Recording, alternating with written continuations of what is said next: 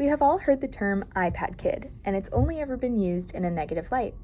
I am here to convince you of the importance of limiting screen time for children, as it can have many negative effects on their mental and physical development, as well as their emotional and social development. Try to imagine a world where children are more engaged with the world around them, more active, and less stressed. A world where children spend more time exploring their creativity, enhancing their cognitive skills, and developing meaningful relationships. This world is possible, and it starts with one powerful yet simple change: limiting screen time for children. I stand here today to urge you to consider the long-term effects that excessive screen time can have on the developing minds and bodies of children. While technology has become an integral part of our lives and is an incredible educational tool as well as a source of entertainment, there is so much research that is continuing to be looked into that highlights the dangers and effects of too much screen exposure in children. We must take a stand to protect not only our children or the children in our lives, but our society as a whole. First, let's talk about the physical consequences that excessive screen time can have on children. We all know how tempting it can be for not only us adults, but children as well, to sit for hours glued to their devices. Unfortunately, this has become the norm, but too much screen time has been linked to an array of health issues. Studies show that excessive screen use contributes to sedentary behavior, which is the leading cause of obesity today in children. According to the American Heart Association, children who spend more than 2 hours per day on screens are more likely to develop poor cardiovascular health and related conditions, such as type 2 diabetes. In addition to this, prolonged screen time can result in headaches, sleep disruptions, and eye strains. Children in particular are most vulnerable to this because their developing brains and eyes are more sensitive to the blue light that's emitted by screens. This can interfere with melatonin production in the brain. Melatonin is the hormone that regulates sleep. The consequences here?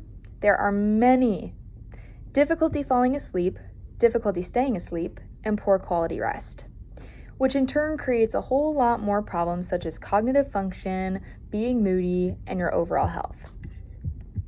Next, let's talk about the effects on emotional well-being and mental health. Studies have shown a direct correlation between excessive screen time and increased rates of anxiety, stress, and depression in children. In fact, according to the Mayo Clinic Health System, elementary students who spend more than 2 hours a day watching TV, playing video games, or using a computer or smartphone are more likely to have emotional, social, and attention problems. When children spend hours on social media or playing violent video games, they're exposed to unrealistic body images, unhealthy comparisons, and cyberbullying. Over time, this will negatively affect their social development and self-esteem. Child psychiatrist Dr. Victoria Dunkley termed the condition electronic screen syndrome. To characterize this disorder of dysregulation, she states, children can exhibit irritability, anxiety, depression, excessive tantrums, and impairments at school, home, or with peers. Some children even experience short-term memory problems and cognitive decline. Too much screen time limits a child from developing crucial interpersonal skills. Think about it.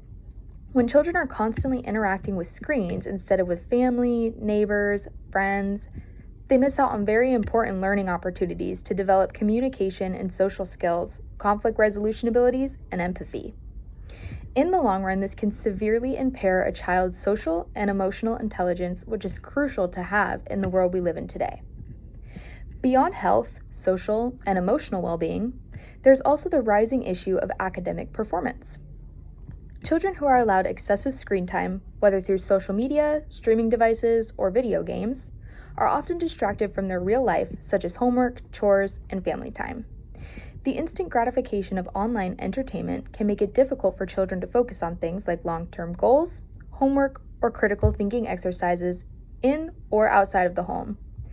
A study by the American Academy of Pediatrics found that children who limit their screen time are more likely to perform better academically because they have more time to engage in activities that promote learning, such as solving puzzles, playing outside, and reading.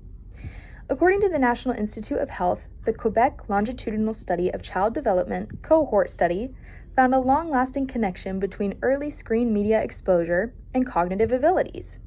With each 1 hour increase in TV exposure at 2 years of age corresponds to a 7% unit decrease in participation in class and a 6% unit decrease in math proficiency in the 4th grade. Crazy, right? That goes to show how important it is to limit screen time for children because it affects them throughout their entire lives. Now that you know all this information, you may be wondering, if screens are such a huge part of today's world and life, how can we find a healthy balance? The key to this is moderation. Setting reasonable boundaries on screen time is essential for kids and for you. Experts recommend no more than 2 hours of recreational screen time per day for children, with younger children ages 2 to 5 limited to only 1 hour per day. We've talked about the negative effect, but what about the positives of technology? Technology is rising and becoming extremely common in schools. It's important they know how to use technology for this reason. There are also so many different learning tools that come from technology, so it's important that the time they do spend on screens should be purpose-driven, including educational content or even video calls with family, rather than mindlessly scrolling or passively viewing. By setting these limits and only allowing certain things to be seen or used, we are encouraging children to engage more in enriching activities like playing outside, reading, learning new hobbies, and spending quality time with family. The balance between technology use and real-world interaction is vital for personal well-being. It's clear that while screens offer many different forms of entertainment and educational opportunities, they surely shouldn't dominate or consume a child's life. By limiting screen time for our children, we are ensuring that they grow up with healthier bodies, stronger minds, and richer social skills and connections. As parents, educators, and caregivers, it is our responsibility to set those boundaries to protect children from the adverse effects of screen overuse. So I ask you all today to take a step toward a healthier future for the children in your life, whether it's your kid, your cousin, your sibling, or your friend. Limit their screen time, encourage physical activity and creative play, and help them to build the skills they need to not only thrive, but survive in the real world. It's a change that will benefit not just children, but our society as a whole.